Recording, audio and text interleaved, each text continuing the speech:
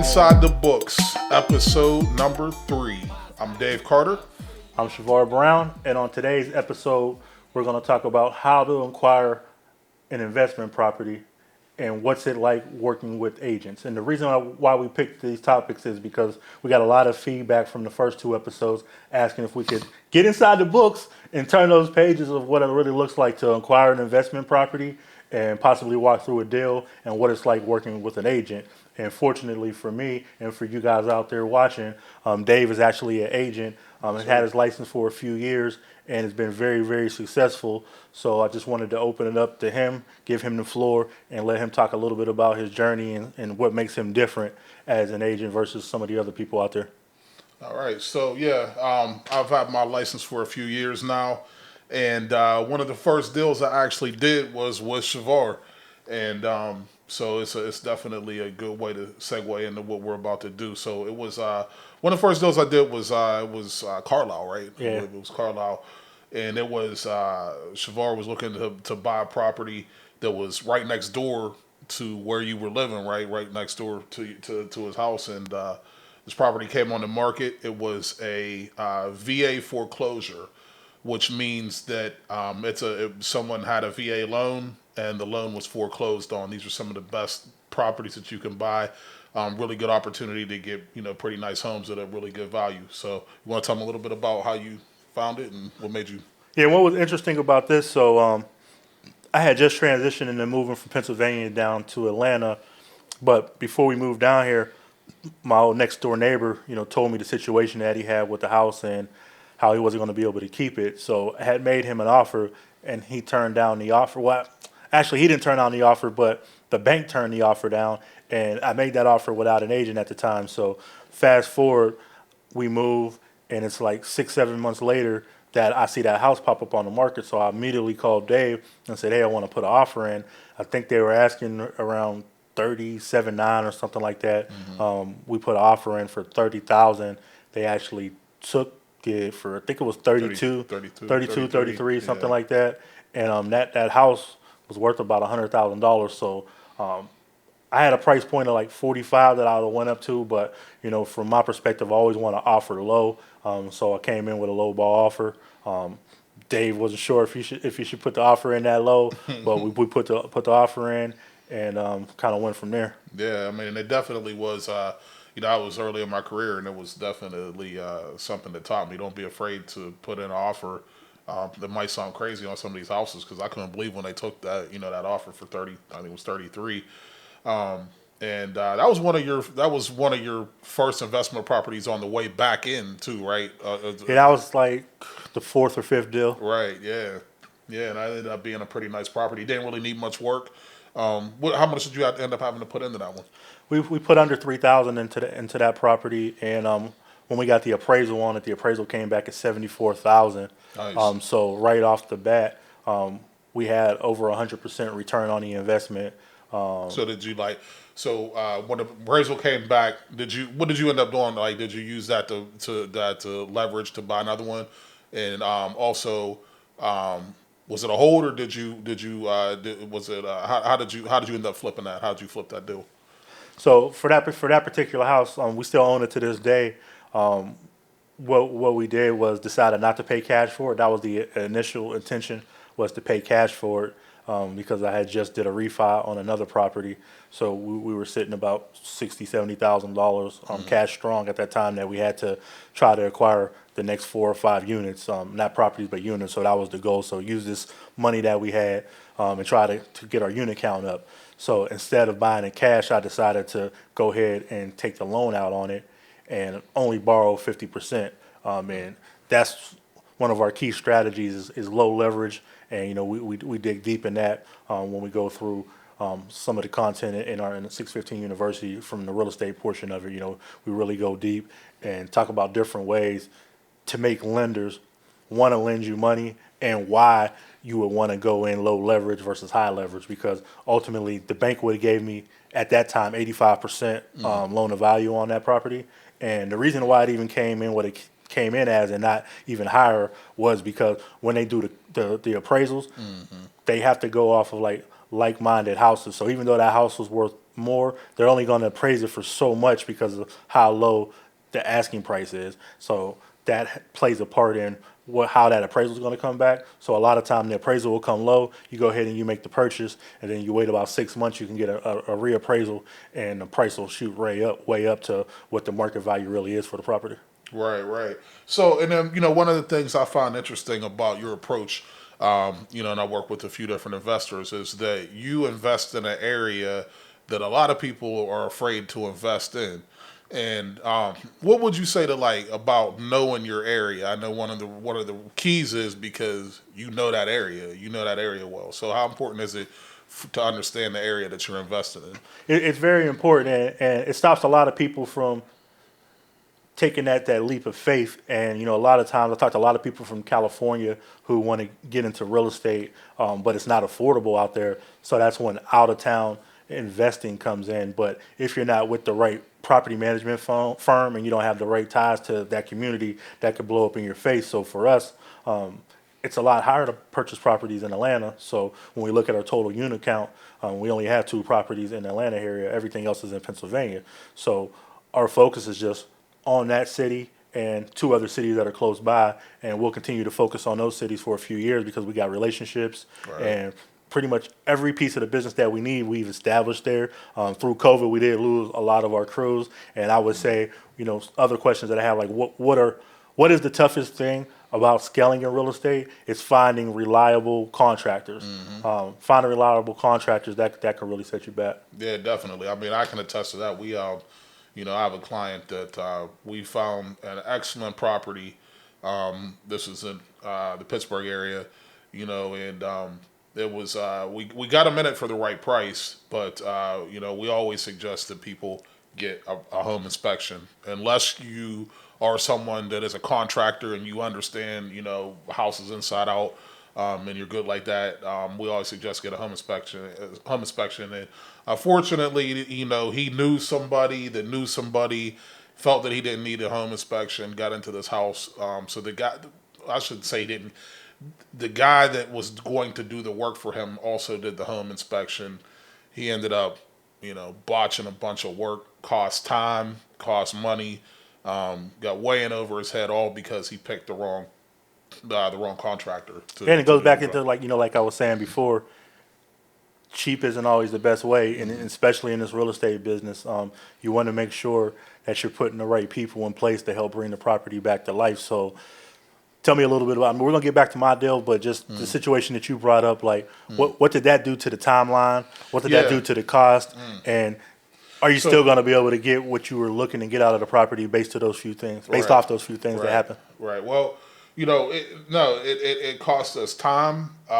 During this time, there was a period after COVID had settled down where the market kind of went crazy, and it was a perfect opportunity to sell this thing. And now, mind you, it should have been done much longer before this. It should have been done, but this guy that he had in there was stalling.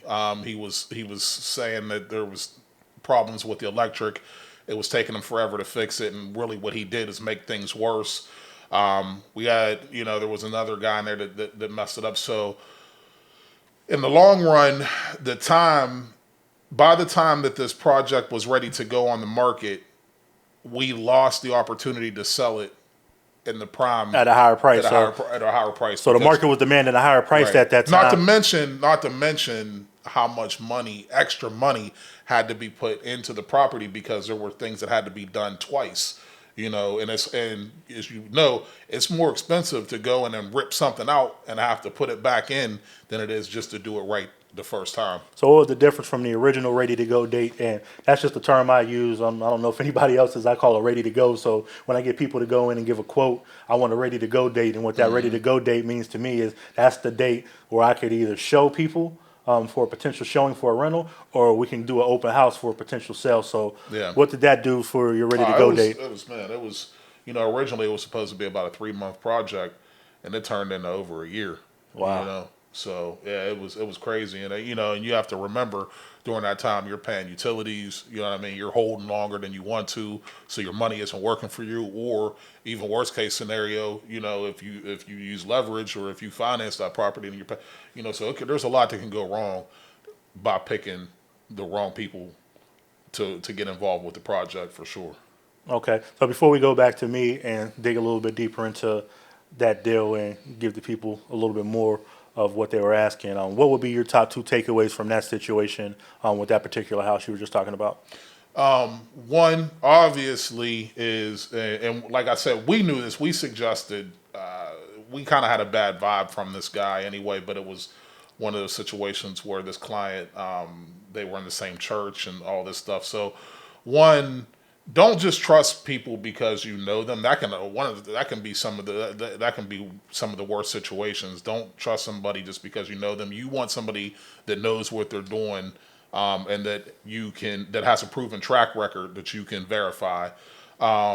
Two is, and this is another thing, is you want to be checking on the work. If and that's the other thing. This particular client didn't live in that area, so a lot of stuff went on for a while that was supposed to be getting done that wasn't getting done because he wasn't being checked on like he should have. You know what I mean? So that's another thing is, you know what I mean? You want to keep up and you want to check what's going on, with the project. You don't want to be so hands off and to trust people because during that time they could be messing a lot of things up that are end up costing you money in the long run. Right, definitely. And that's one of the things that worked to our advantage in the beginning stages, and then it kind of got a little bit out of whack with COVID. But we had two or three different people in place that would regularly go check on the teams that were doing the work, because at one point we had 5, 6 projects going on at once. So having multiple people in place who can kind of go check on the work, take pictures, do FaceTime live, so you can kind of see in real time what's happening. If you are an out of state investor, and of course if you're in the same state or city, then you could just go do those things yourself. But if you're going to make it an out of town investment situation, you want to make sure that you're paying a crew to be able to monitor and check everything for you. But also at some point you will want to touch eyes on the property from my perspective. And listen to the people that you hire. That's a lot of times. A lot of times there's so many times that people, as a real estate agent, people will ask for your advice and they won't listen, and then they'll get themselves in a jam. So I mean, if you know that you have a good realtor or someone that's giving you good advice, you want to listen to that advice. Don't just try to go off into a territory that you don't really know much about, and think that you know everything. Definitely take advice. So yeah, that's some of the takeaways from that particular project. Definitely appreciate the feedback on that. So just to kind of go back to where we started. So that deal was in Newcastle, Pennsylvania. Dave worked that first deal out on that particular house. So what we kind of did to move forward with that house is, so now we leverage it at about 50%, and we rented that house out for about $760 a month. We took an interest only loan on it. And just to clarify real quick, we're back to talking about the house in Newcastle, not the deal that fell through that we were just talking about. But go ahead. Yeah, right. So we took an interest only loan. So a lot of people are against those, but different people invest for different reasons. So if you're driving off of cash flow, that's one thing. Some people are going off appreciation. So for us, we know our goal is to try to own majority of the properties long term. And when I mean own them, I mean own them outright, and not have a bunch of mortgages on them. And if we do have mortgages on them, have lower balances. So that's the point of lower leverage. And then we do these short-term deals where it's 2 years, 3 years max, and they're interest-only payments. That allows us to cash flow more. And as we're cash flowing more, we're putting that money back into the business so it can help expedite the growth of the business. And that's one of the key things that we did to help us move forward. So from that deal, not having to buy that house cash, only coming out of $4,200 to get into the property, that allowed us to acquire several other properties, which were 2 duplexes and another house up right around the corner, and then another single family. So we could have bought that one house, then we'd only had enough money to buy one more. But since it appraised so high and we went the route that we did, that allowed us to tenfold our growth. And actually, one of those other 4 or 5 deals that we put together in those 3 to 6 month span, you worked on that one for us too. So, and we got this house for 20,000. Not going to disclose the address, but got this house for $20,000, and the house is worth about 60,000. So, just really deep diving and knowing my territory, knowing the area, really makes it easier for the agents too, because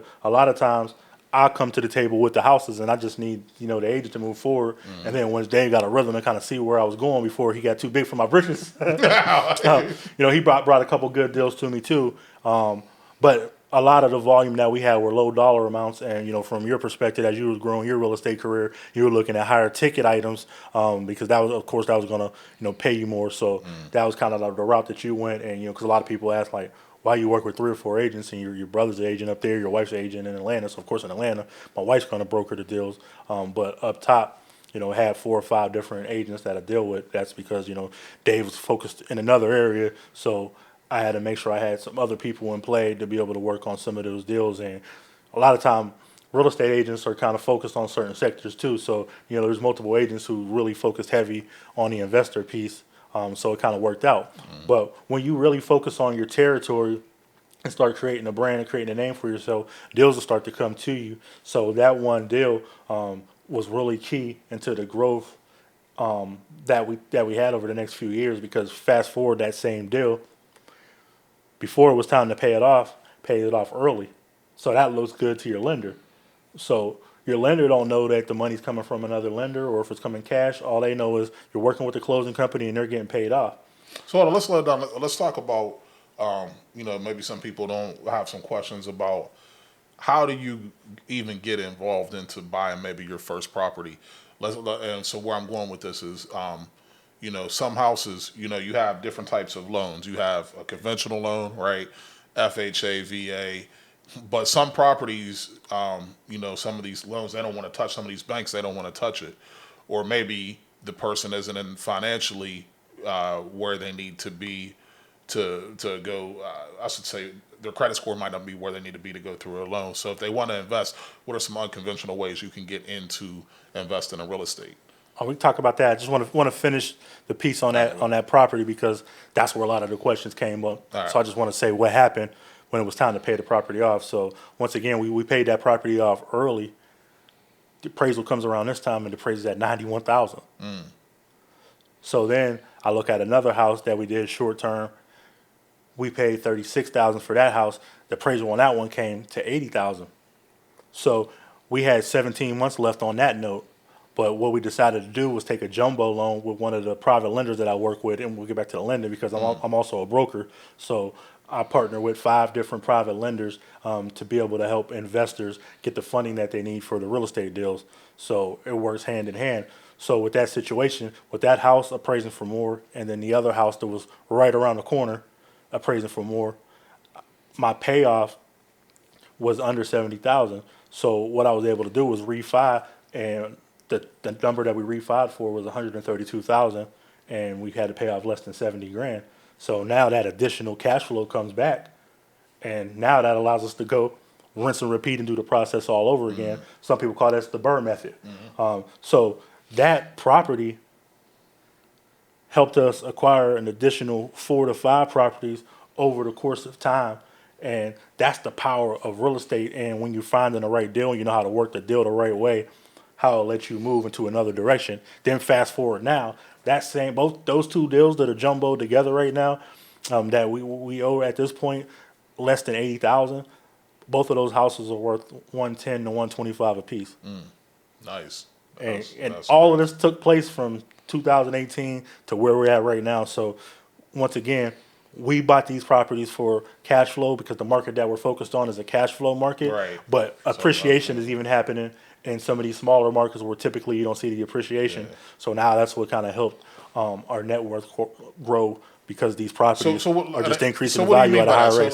So let's break that down. I know what it is, but like for the viewers out there, when you're looking at a cash flow versus if you're looking for appreciation, like how are you looking and judging which areas, what properties to jump into, and what is that, and how does that how does that play? Well, it's Factor the in? market. So let's take Pennsylvania, and then we'll touch on the Atlanta area a little bit. So in Pennsylvania, these smaller cities, they're not going to demand a lot of people wanting to come to those areas. So the demand helps drive up the price. So these smaller cities where the income is a little bit lower, you're not going to have a high as demand as you would have in like certain areas of Philadelphia, certain areas of Pittsburgh. You got Cranberry Township. So these places demand higher dollar amounts for the purchases of the houses. So if you were investing in some of those areas like Cranberry and certain pockets in Pittsburgh, you can see some appreciation with the properties there. But when we're talking Newcastle, Sharon, Beaver Falls, some of these smaller cities, you're not going to see the appreciation. So those are more cash flow cities to where, you That can. are cash flow. Why? Because you can acquire them for a much lower price, right? Than you can get more properties and you can get more bang for your buck, basically. Yeah, basically, if you go to some of those bigger markets, you're going to look at the average median price being, 150, 200,000, where you look at some of these smaller cities, the average median price is around 40,000. Right. So, and we can even bring it back to the deal where I was talking about because you kind of knew this person too, that went on that adventure with that property that I said he had a whole bunch of problems with getting the wrong contractor in, and when he was looking at doing it was actually his first deal, and you were like, you even had a conversation with him. You were like, man, for the price that he's getting this one property for, you're like, I could get how many like 4 or 5 properties, properties, and and with lower risk with lower too, risk, yeah. with lower risk. Whereas this area, which was Coriopolis, it's a nice area for appreciation because with appreciation you're looking at areas that are on the come up. Basically, for whatever reason, they're expected to the value is expected to increase. So you're not only looking at what you can get for the property if you're looking to rent it out or if you're looking to hold it now, but you're looking at what the area is, an area that is increasing in value, but you're going to pay more for the property, and when you pay more for the property, you have more risk involved with the deal. Right. So And I don't want to go too deep, but we'll spend a few more minutes talking about like how this all makes sense, and then we'll kind of close it out for this episode. But I want you to think of it from this perspective, and when I'm spending time with my clients and I'm really trying to help them diversify, which route they want to invest in, I want it to really make sense. And we talk about appreciation versus cash flow, and which route do you really want to go? And a lot of people say, what happens if the market crashes? Because people are thinking that the market's going to crash, which I don't think it will happen. But guess what? People always need a place to stay. So if you're focused on the cash flow perspective, your rent's never going to go down. So if that's how you got your income coming in, you're still going to be able to stay afloat a lot better than somebody who was over leveraged because it was all about the appreciation. So now those values go down. So it goes back to what I said where you don't over leverage yourself. So if we're lower leverage where we're only doing 50, 60% on a deal, and Dave, we're just using it for sake of putting this scenario out there, he's doing 90%. Now his property decreases in value and he has this high loan with a higher payment, and he loses his tenant, and now there was actually a crash. He still needs to demand that same amount of rent, and somebody's going to eventually pay it, but it might take a little bit longer. But now, even if he does find a tenant to pay whatever that rent is, there might not be cash flow left there because the value and how he set up the deal. Because a lot of times when it's the appreciation approach, the margins on the actual payment versus what's coming in are very thin, and a lot of people will just break even because, like I said, they're playing the long game of where 2, 3, 4, 5 years down the looking road, for it to reappraise. they reappraise it, and now they keep pulling money out and just sucking the property dry. When over here, we're just focused on the cash flow. Right. So yeah, I mean, I think that was a lot to give them right there, a lot to digest. Hopefully, not too much. So if you have any questions, drop them down below in the comments, and we love to hear your comments and any questions, and we'll definitely answer your questions. And we'll kind of leave it there, and I'll give you one more tidbit just to go back on a little bit what he was talking about. So, real life example. So, if this house was 150,000. It's one house, and it's going to bring in, what was the rent going to be in that property in Corey? About 13, 1400. About 14, 15, yeah. So 14, 1500. So just say if there was a loan on the payments, 900 to 1,000. Okay, so we got a potential $400 cash flow. Now we bring that same 150K over the 615 homes, and we diversify into about 4 to 5 properties. So now we built it into 4 properties. So let's just take one of those properties that end up being, $40,000, $50,000. So now that's bringing in 750. Another property was about $30,000, bringing in 750. Then a duplex, 30, 40,000, bringing in 1,100. So now you got 15 plus 11, you got $2,600. So now that same investment can gross 26 or more per month versus that 14. But now all your eggs isn't in one basket because we're talking 2, 3, 4 different people that have to pay the rent. So if that one person went bad, now you're in a deeper situation versus now you got these 4 properties, and if one go bad, you got the other 3. But then on top of that, when you're working with us, we got the right resources to where we try to work with a lot of companies who's gonna actually pay the rent for the tenants. So that's for another day, another conversation. But I just wanted to break that down a little bit deeper because this is Yeah. inside the books, and hopefully this gave everybody a little bit more clarity on some of the questions you've been asking us. And then it's funny because, and then we will wrap it up. But this particular client ended up coming and doing a deal with you, and we ended up getting him in something where he's making cash flow right off the bat, right? So Right. Already tenant occupied. already tenant occupied, a lot less risk, and he's cash flow right off the bat. So yeah, definitely. So anything else you want to say before we wrap it up? I just say, once again, if you're focused on real estate, because I see that was kind of like the biggest takeaway, real estate, credit, and then the cars. I thought more people was going to be asking more questions about the cars, but it really was real estate first, the credit, then the cars. So there's still time to sign up for Grow With Me 2021. The real estate mastermind is October 3rd. So definitely click the link below if you want to be a part of that mastermind. A to Z. I'm not going to go through everything we're going to cover. We talked a lot about that on episode 2, but definitely a good situation to get in if you want to get more of what I discussed today and really understand how to run some of the plays, and then also be able to join 615 University where you have that content in our library to really be able to go back and reference, and then we'll continue to make updates as different things change with the market, and that's just going to be an ongoing community. So appreciate everybody who's been tuning in so far. We want to see these episodes continue to climb, and we look forward to just continuing to bring the heat and start introducing some of the guests that we've already talked to and started doing some of the interviews on. Absolutely. And if you're looking to buy, sell, or invest in real estate, and you're interested in the Pittsburgh or Western Pennsylvania area, make sure you give me a call. Check out pghlist.com. That's PGH, like PittsburghList.com. All right, catch you on the next episode. Peace.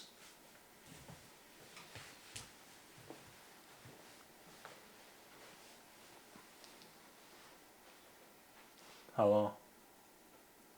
29 minutes.